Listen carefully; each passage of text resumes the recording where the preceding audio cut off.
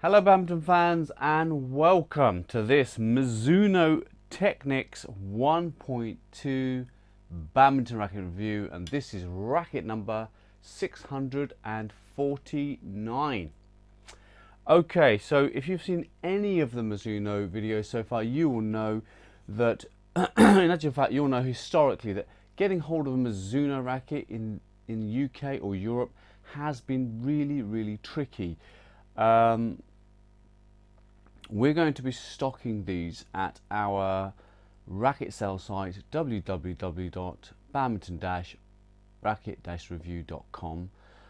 This racket's around £105. I think it's about £120 in Asia, so it's a reasonably good price, and we will have these on back order which will bring them in on a 7 to 10 day lead time, so that's not too bad. Now let's get down to racket specifications and compare them to our own E-Zone specification testing. So the overall weight of this Technix 1.2 is 85 grams. The E-Zone show this to weigh just short of 91 grams in weight. The balance here 295. So just very slightly towards the head. The E-Zone balance point test shows this to be quite significantly towards, or certainly a little bit more significantly. I mean, when I say quite, the differences are, very little in reality, but more towards the head of the actual racket, and it's all in the shaft we're referring to here. Somebody wrote into us and said, does that mean all the weight's in the head? In actual fact, the distribution of weight isn't as simple as it may sound. Weight in all different rackets are distributed quite differently, so there can be some more weight in the actual head, there can be weight in the shaft. It really just depends on the racket, but all we're trying to do is create an indicator of feel for the racket, and this balance has always been indicated on rackets for a long time to give people an understanding of how the racket will play, how it feels to play with. Where the balance is on a racket can dictate how a racket feels in terms of speed, lightness, movement, in terms of the understanding where the racket head is exactly. So and the impact on the shuttlecock. All of these things are factors. That's why balance is important.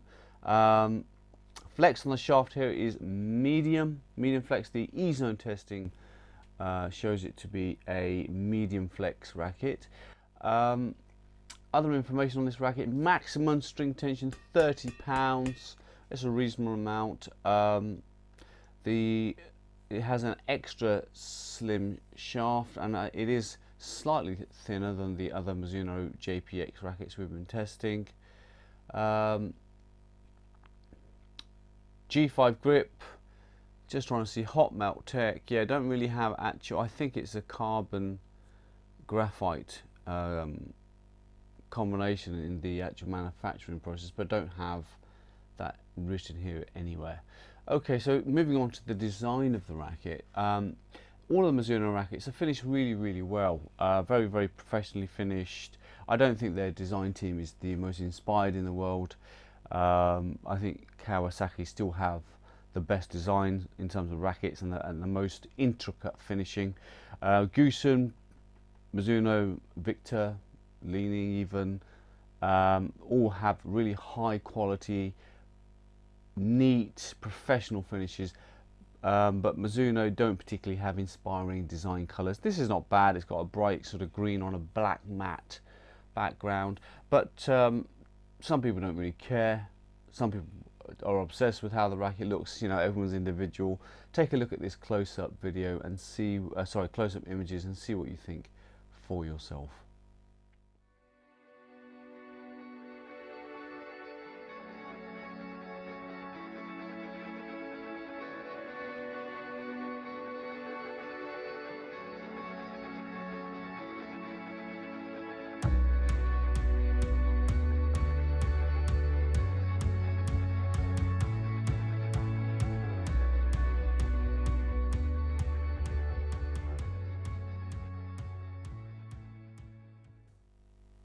Okay, specifications are done. Let's go to the E-zone.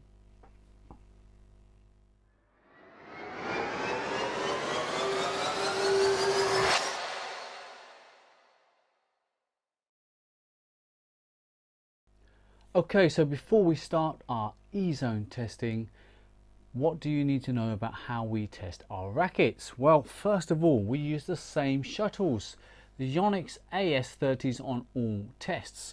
We re-string all of the rackets with Yonex BG65 at 25 pounds tension, and it's the same player taking all of the shots. Right, now you have some basic understanding of how we test. Let's move on to the smash test. The smash shot that you're seeing here, and for all of the rackets we've tested within Badminton Racket Reviews E-zone, we take generally 6 shots. We take the 2 highest racket shuttle speeds, and we average those to give us a overall speed. If those two readings are not within a certain percentage of each other, we then retake the entire test. This shot measures the shuttle speed coming off the racket head, and also if you go across to the E-zone, you'll see a picture similar to the one you're looking at on the screen now, which accompanies every single racket within the E-zone, so that's nearly 650 or more rackets, with this kind of smash JPEG showing you the racket head speed, the shuttle speed, the distance, and the approximate repulsion of the racket.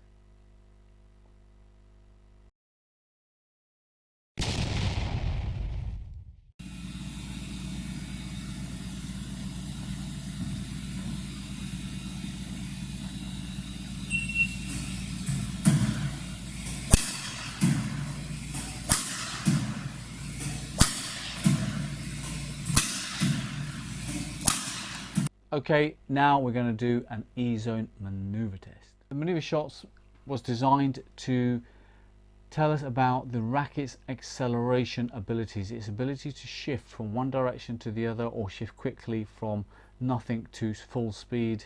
It also tests the racket's aerodynamics. In this test, the player is sitting still with the racket, and once the shuttle is fired, we measure the shuttle speed to ensure we have consistency within the tests, so it's coming at the same speed all the time, or roughly the same speed as much as we can control anyway. And then the player reacts once the shuttle is fired to hit the shuttle, and we are measuring the head speed of the racket during that test.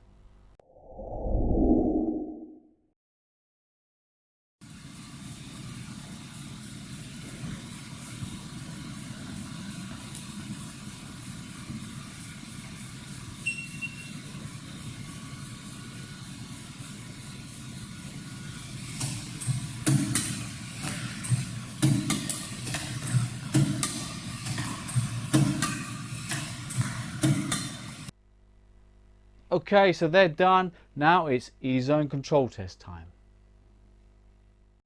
The control test is a simplistic test. We've thought many times if there was any other better way of creating a test where we are focusing on the control of the racket and able to score it, and we so far haven't come up with anything better. So this control test is essentially a test where we have 14 shots taken. You're not seeing all the shots on the control video. We generally film half or less of the shots taken. The green bucket here scores maximum, the grey scores slightly less, and anything in the net or out scores nothing at all.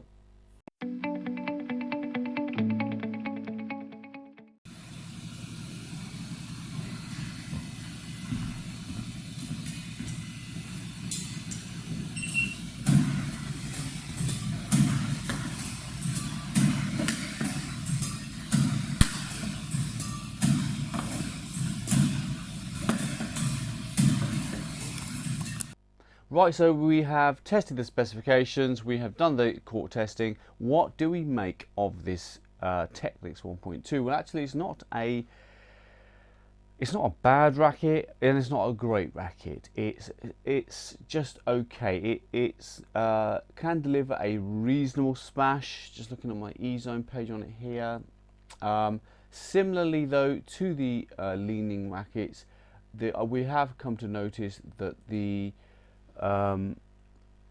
Mizuno range does offer a really decent level of control, and even in playing with that, in playing with these rackets, I've noticed that too. They are very stable rackets, although they don't feel particularly fast or particularly light to use. They just offer a really decent level of stability and decent level of control, and with some of the JPX range, for example, you can get a very decent level of smash too. This is not bad. It offers a reasonable smash. I think if you were to try to get an increase in airspeed, get the timing right.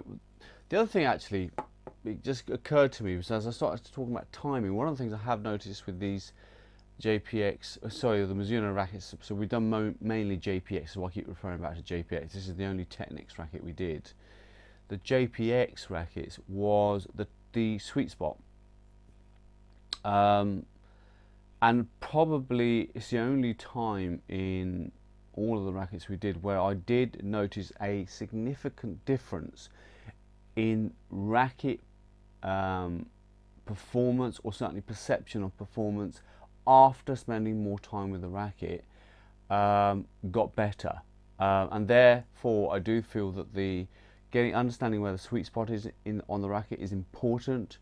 Getting the timing right with the racket is important, and you may argue, well, that's the case for all rackets. Well, it's not been the case for me, and it's not been the case for some of our team. Some rackets you can walk on court and pretty much in the first game or two you got the racket sussed out. You know where it's, you know you're timing it well, your sweet spot's nice, you're getting the full power up really quickly.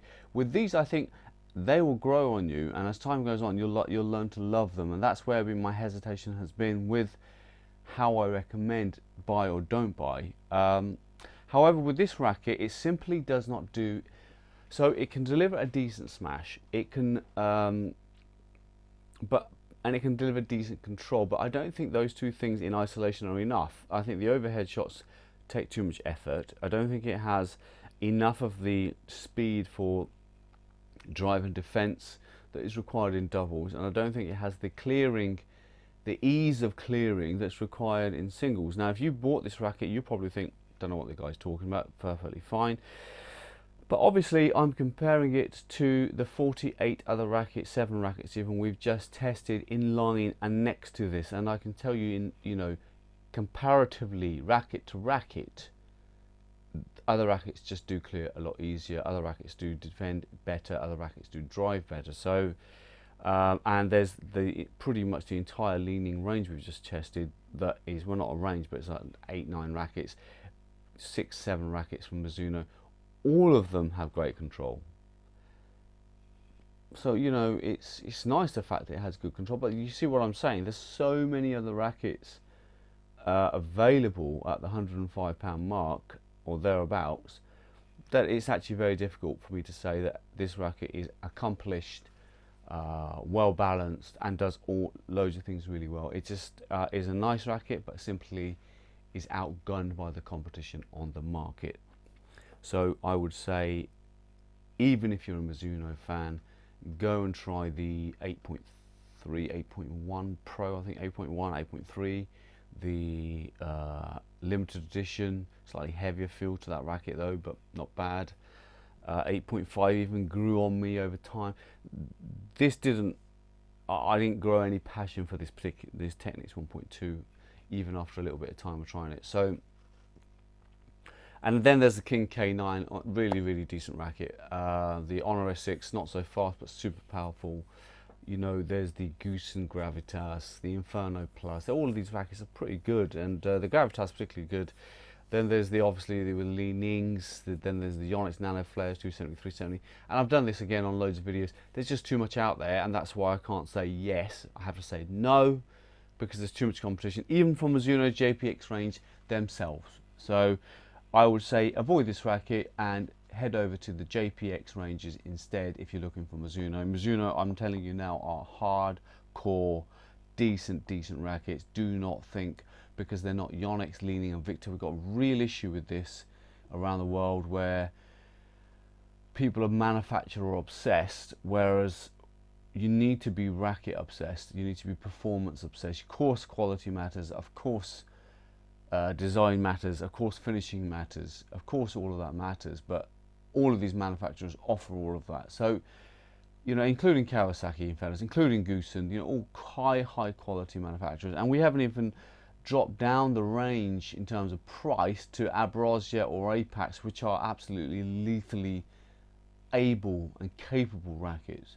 So I think that's all I have to say in respect to this racket. If you're an E-Zone member, please don't forget, thousands of people visiting the E-Zone every month. Please do leave a review on the E-Zone for your fellow community badminton players to get a better insight to the racket.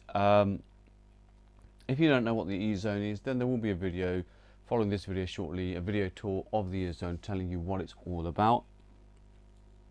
If you are not an E-Zone member, then please leave a short review on any of our social media platforms. They're always very welcome. I personally find them very interesting to read.